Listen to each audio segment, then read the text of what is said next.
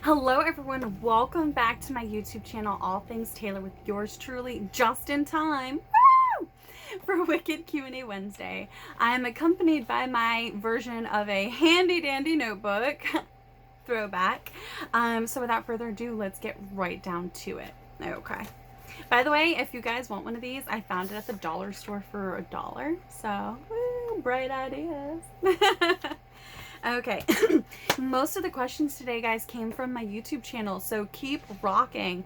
Comment below on this video to put in your questions. If you comment below on this video, I am far more likely to see it as opposed to scrolling through all of my recent YouTube videos on top of all the stuff I interact with on social media.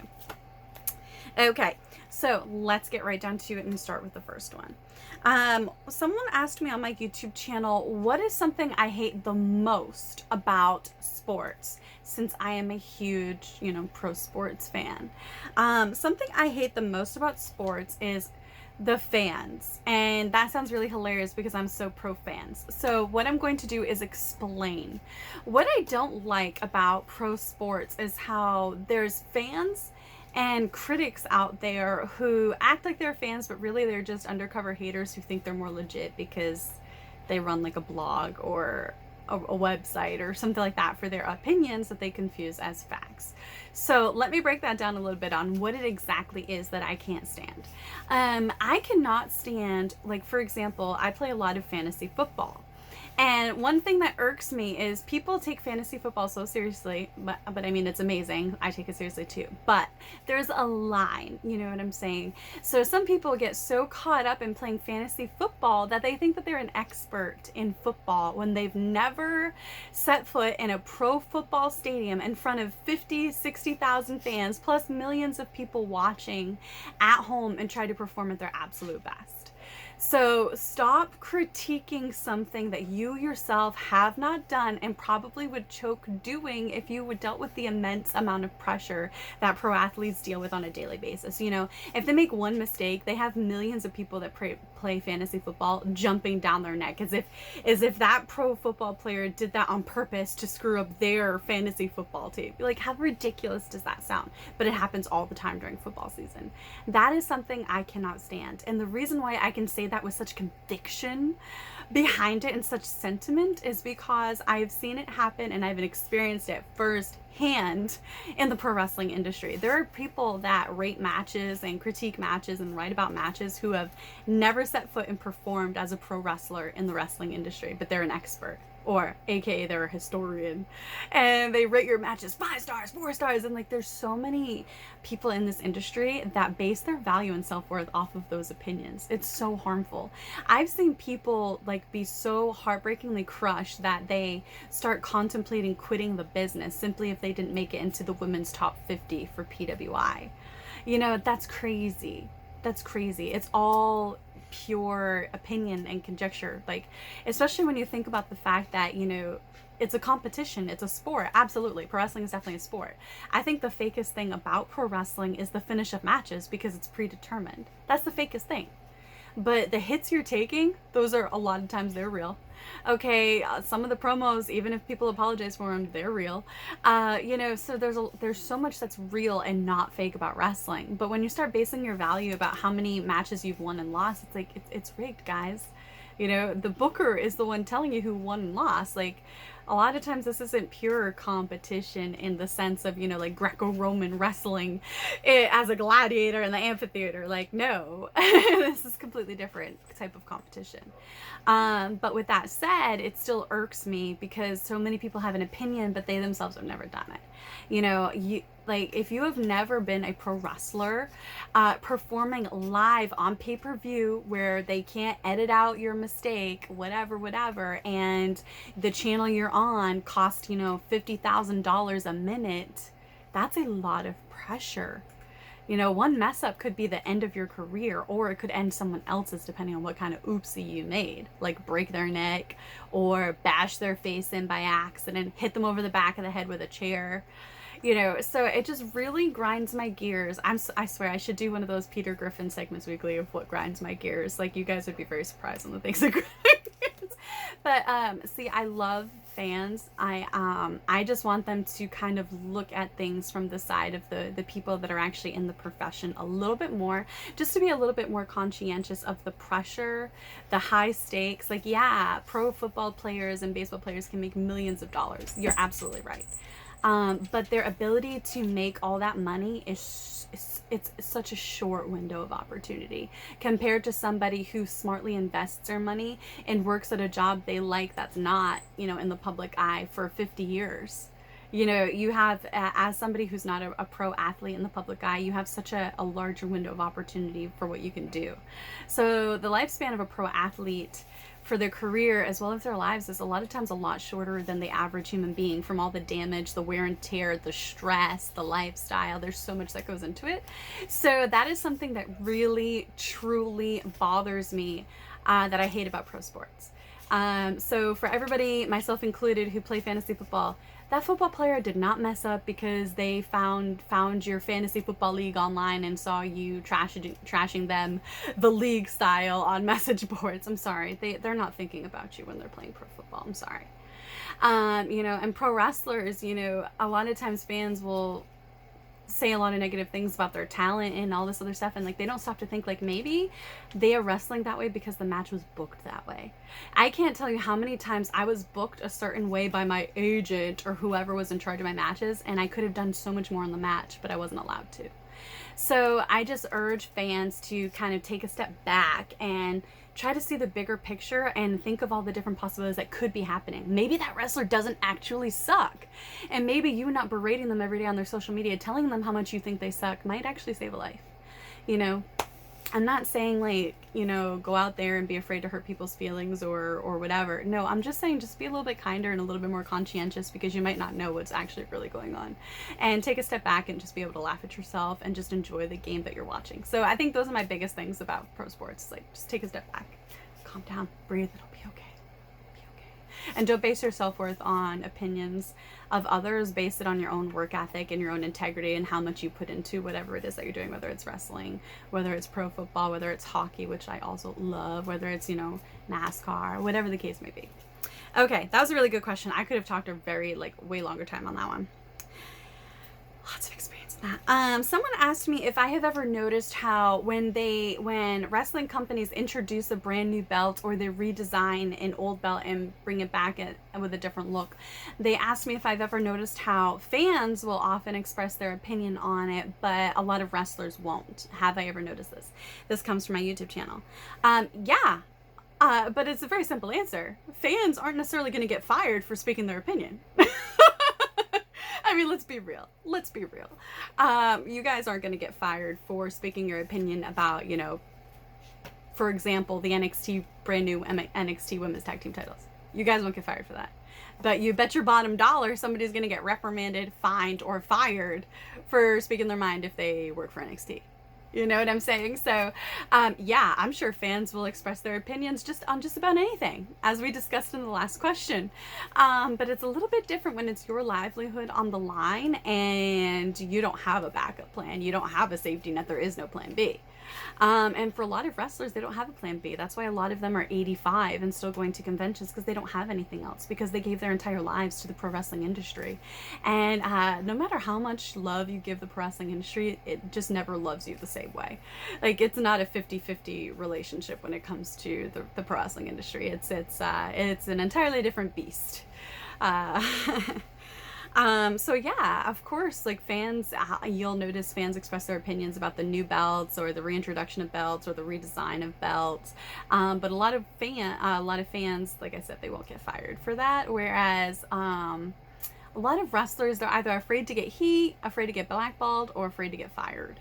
I think 2 out of the 3 of those are more legitimate concerns. I don't really truly believe in being completely blackballed. I think I'm proof of that to a certain extent. I think if someone's going to blackball you, then they probably weren't for you to begin with. They were probably riding with you, but not for you. And there's a very big difference. It's like I always say, in prosperity, our friends know us, but in adversity, we know our friends. And I say that for a reason. I have literally found that to be true. And I say that wholeheartedly with every fiber of my being. I can be very candid and speak on that in length to great detail on my discoveries in that regard. However, you know, you have to think, like, if they weren't for you, but they were with you when it was convenient for them, then what kind of environment would that have been for you? Would that have been the type of environment for you to blossom into your fullest potential as a superstar? Probably not. But there are other places, there are other avenues, and if someone tells you no and they don't see your value, then create your own opportunity and show everyone your value on your terms. And so that's what I have to say about that. But yeah, a lot of people are afraid to get heat because they can't handle it, even if it's the right thing to do. A lot of people don't do the right thing because it's the right thing to do. They usually do it because it's trending, and they can be blanketed in protection with the millions of other comments for the reason why that topic's trending, instead of doing the right thing simply because it's the right thing to do. Often the right thing to do is not easy, but it's worth it. And a lot of people just can't handle the heat, and they don't want to risk getting fired, so they keep their mouth shut. Someone asked me, have I ever, this is from my YouTube channel. Someone asked me if I've ever considered working for like a Joshi promotion, for example, like Stardom. The answer is, when I was leaving Ring of Honor, I actually applied to go to Stardom, but they chose a bunch of Ring of Honor girls instead. I think they chose like Kelly Klein, Mandy Leon, and I think maybe Scarlett Bordeaux. I'm not sure. So I applied around that time.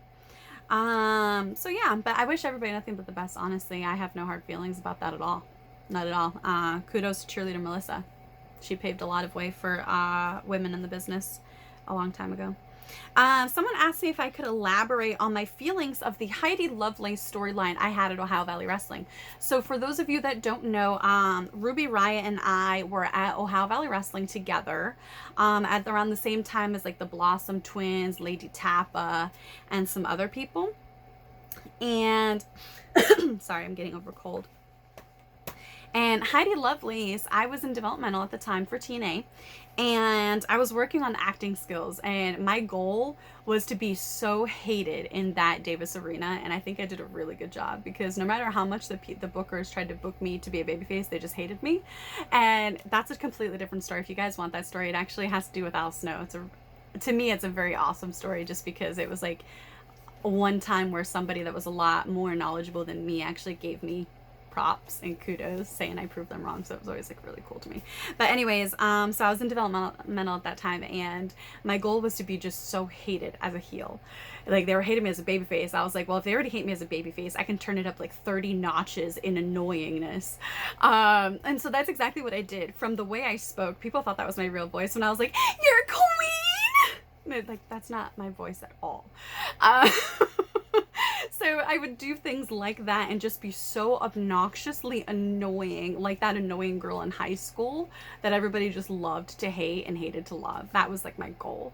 And what's really hilarious about that is I was emanating one of my bullies that I had in junior high and high school. Like, I was bullied by that girl from elementary school through high school until we parted ways. She went to college in California, and I was on the wrestling route, and I was going to a local college. So it was really funny that fast forward years later in a developmental program, when I'm on TV for Spike TV and I'm in their developmental program and I'm emulating her, and she has no idea. What a rib. So that kind of came to play with the Heidi Lovelace storyline. So Ruby Riott wrote a storyline that was kind of like a lesbian storyline in a way. We kind of wanted to do a different side representing the LGBTQ community, because there's a lot of people that say they support the community or say they're anti-LGBTQ, but not a lot of people at that time were telling the different side of the story, and how a lot of people abuse all the hard work that the LGBTQ community has done for getting equal rights. And so one of the basis for that storyline was kind of showing that aspect, and how people can portray one thing outwardly, but behind the scenes, they're completely different. So that was kind of the basis for the storyline, and where Heidi Lovelace, aka Ruby Riott, was in love with me, but I was straight, but I was leading her on to, as like basically an abuse of power, to get her to do all my dirty work for me and just string her along on a string to get my title back or keep my title, and basically be my young girl, you know. and stuff like that until it blows up in my face, right? And then it's like I get my comeuppance and whatnot.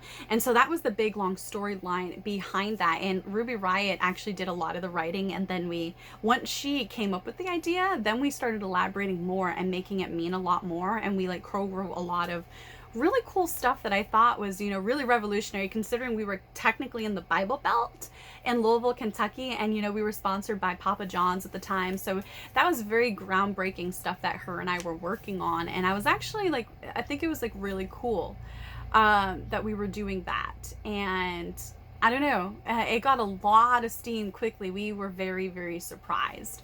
Very surprised, but I liked how it turned out. There were things that we would have done differently, like having head notice for certain promos and certain things that we didn't know about at the time, and, you know, learning how to do makeup. We were both so young, so we didn't know how to do a lot of things that we know how to do now. We were still like young girls, you know, in an industry that glorifies like sexy, beautiful, well put together women, you know, so that's a very hard thing to deal with. But that was basically a lot of the idea surrounding that, and it got her a lot of buzz too, and also elevated her career on the indies. That obviously took off, leading to her journey to the WWE. So it's actually really cool to see how she was able to take it and run with it for herself, and we're both the people that we are today. I think that's really cool. But that's the basis behind that, was showing another side to a story that does not often get told. And what's very interesting is TNA actually kind of took that a little bit and actually ran with it with two of their own knockouts. I think it was Madison Rayne and Santana Garrett as Brittany. So it was kind of very funny that they did that, and a lot of people didn't realize where that had come from. And then yeah, that was very interesting. And then obviously the Aces and Eights gimmick was also at OVW and pitched, and then it found its way magically to TNA TV. Really cool. So many behind the scenes stories. But that was a lot of the stuff going on with the Heidi Lovelace, Taeler Hendrix love angle. Was me being the heel that I am, is using this young, you know, stars in her eyes, love on her sleeve girl to my dastardly ends of keeping my title and getting my title back, and, you know, all that stuff. This next question also comes from my YouTube channel. Who would I tag with to go for championship gold in either TNA or WWE? The answer is, I feel like I would do very well with Becky Lynch. Her and I get along very well. We follow each other on social media and stuff, and I really like her work. I think that we would work very well together. And I think visually it would look cool and make sense. Let's see. In TNA, I've already tagged, well, not in TNA, but they're in TNA. I've already tagged with Jessica Havoc and Alicia Edwards. So I'm not really sure if there's anybody I would tag with there where it would make sense. The only person would be like Alicia Edwards, and I think that that would kind of highlight her more, because I feel like she doesn't really get utilized as much as they could, considering their size of their roster. So I think that that would give a good rub for her, certainly, and we work well together. In WWE, besides Becky Lynch, who would I tag with where it would visually look good and also make sense style-wise? I get along very well with Lana, so I feel like we could look like two like superheroes or supervillains, because we both have like a similar one-piece gear and stuff like that. Yeah, there's several more choices, but I think I would have to think on that one a little more. That one's a little bit more tough. This next question also came from YouTube. What are 5 things I would bring with me if I was stuck on a deserted island? Okay, number 1 is a mirror, because I learned in survival that a mirror, you can actually reflect the sun and it'll signal up to planes and stuff and helicopters, and they'll see the reflection and they can come down. That's one of the fastest ways to actually get rescued off of a deserted island. Now, you know, knowledge is power. The second thing I would bring would probably be sunscreen, because I could probably glow in the dark. I am so porcelain fair skinned. It's ridiculous. Like, finding makeup that matches my skin tone is a nightmare. So yeah, I'll probably be like SPF 50 to 100. Probably. I'll probably do 2 bottles of that. So that's 3 items I would bring if we're counting individual items. Let's see. I would definitely bring, I guess my last 3 items would be 2 containers and a funnel hose thing, because then you can take liquid and distill it into pure water just based off of the heat from the sun. alone. That's another survival tactic. And so that's 2, 3. Oh, I guess that's already 5. So a mirror, sunscreen, 2 large containers, and then a hose so that I can make and distill water to drink. I'll have to hunt for my own food, which is not a problem. I know how to do that. Oh yeah, I'm very much like an apocalyptic like deserted island survivalist, guys. That's another side of Taeler Hendrix. Like, I'm very much into that kind of stuff. Would I ever consider being in the Decay faction in TNA and tagging with Rosemary? This comes from my YouTube channel. I'm not against it. I think that would be kind of fun. You know, my gear was always really cool. I had like dragon scales on it and octopus tentacles and vines. I always really loved my gear. I always have really badass gear. So I think that could potentially fit in the Decay thing. And we're both very like flexible performers and stuff. So, and I love cutting promos. I can cut promos all day long. I could probably cut 5 promos right now, honestly. So yeah, that would be fun. I wouldn't be against it. And then my last question actually comes from Twitter. Wow, I was wrong. They aren't all from YouTube. There's one from Twitter. They said, you give inspiration and positivity to the Taeler Army every day. Who is somebody that helped you in a way or gave you positivity to keep pushing forward? Can you tell us about it? Okay, that was from YouTube. Somebody that people may not know that actually really kept me going when I was just so down and out, is somebody that people might not even realize. Somebody who really inspired me and actually spoke with me privately and really lifted my spirits and lifted me up as a person and as a human being was actually Rose Mcgowan, the actress and author. In 2018 and 2019 and going forward into she really was a game changer for me. I don't know if I would be where I am right now if it wasn't for her kind words, educating me and showing me understanding and compassion and support and solidarity and positivity. I will forever be grateful to Rose Mcgowan. You know, I reached out to her. Never in a million years did I think that she would respond, and she actually did. And I can honestly say part of me as Taeler Hendrix and as the person that I am is because that she took the time to respond to me and commiserate with me in solidarity, which is something that I did not find in the wrestling business, you know, in the business that I gave my life to since I was 17 years old. Yeah, there's just like so much emotion running through me right now just thinking about that. Honestly, you know, you wouldn't think that somebody, you know, like her would, you know, respond to somebody like me, but she did. You know, she took me from feeling like a scum of the earth nobody to, okay, this is my time. I'm going to be free with my authenticity, and other people's opinions of me are none of my business because I have a light and it needs to shine bright. And that was really a game changer for me. Sincerely, like the Taeler Army wasn't even a thing back when I reached out to her. You know, I was pretty much just alone, and it was so lonely, it was so upsetting, and it was so hard.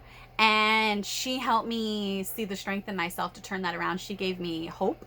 And I probably don't even think that she even realizes that her words really did all that. But it really just shows that one person can really change and make a difference. And so for me, that's Rose Mcgowan. My best friend and Rose Mcgowan really are just amazing people. Like, amazing. So yeah, I would say that's somebody who helped me have the guts and gumption to be myself and fight to be myself and to smile and be free with my authenticity and to keep pushing forward and hold my head high and go out into the world and be everything that I ever dreamed that I could be, that everybody told me I wasn't capable of being. And that's what I'm doing today. And that's amazing. You know, that's amazing. I can't help but just smile with just pure, irrevocable joy and satisfaction. You know, every day that I wake up, I'm grateful that I woke up, and I'm humbled to be alive and have the Taeler Army and all the insanely loyal support. Like, you guys are savage. You guys are just as savage as me, and I love every minute of it. I seriously do. Yeah, so amazing. So it has to be Rose Mcgowan and my best friend. Hands down. I have some of the most amazing people in my corner, and that includes the Taeler Army. Like, y'all rock. And I don't know if, you know, yeah, just her words of solidarity and support and understanding and compassion, just game changer. Game changer. That's why I always say, like, think before you speak, be kind. And sometimes it's not about what you have to say, it's just about being there to listen. Sometimes people just need to talk it out and they just need to feel heard, which means your ears are more valuable in that moment than your own mouth. And that's real compassion and understanding, you know. We're not all in the same boat. You know, some of us are, you know, navigating this unfamiliar, dangerous storm in a canoe. Some are in a sailboat. Others are in a cruise ship, and others are in a little skiff. You know, and so you have to learn to appreciate your fellow human beings and be kind, because we aren't all in the same boat, but we all can try to help each other navigate these unfamiliar waters in this storm together without crashing. You know, and I think that that's one of the best things about humanity, is we do have the ability to do that. And for all the bad that social media can do, it can do even more good. And Rose Mcgowan helping me is one of those examples of social media doing good. And so I'll always be grateful for that, as well as being grateful for you guys that, you know, just are a Taeler Army. We are awesome and savage. All right, so that is Q&A Wednesday. Thank you so much, guys, for tuning in. Don't forget, put your questions in the comments for your chance to potentially be featured in next week's Q&A Wednesday. Thank you so much, guys.